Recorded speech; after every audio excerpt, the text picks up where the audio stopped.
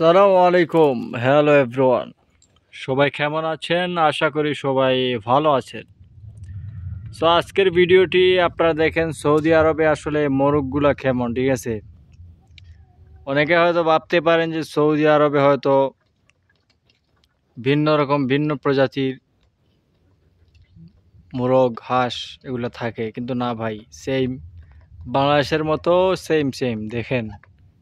এগুলা কিন্তু বাংলাদেশের মতো, মনে করেন বাংলাদেশ যদি আপনি খাবারও দেন, খাবার যদি খাওয়ান তাহলে প্রতিদিন ডিম দিবে। কিন্তু সৌদি আরবে অন্য বিষয় ভাই, আপনি খাবার দেন বা না দেন, ওরা রীতিমতো প্রতিনিয়ত তারা ডিম দিতে থাকবে, ঠিক আছে?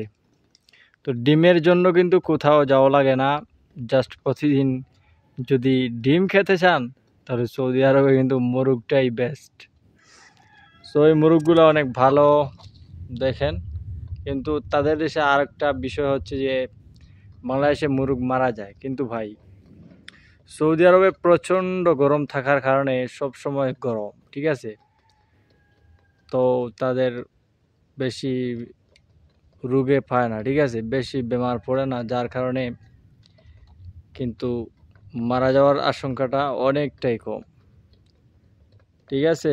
প্লিজ আপনারা যারা দেখছেন প্লিজ ভিডিওটা শেয়ার দিন আর চ্যানেলটা সাবস্ক্রাইব করে রাখবেন, পাশে আসা নোটিফিকেশনটা অন করে দিবেন। আসসালামু আলাইকুম।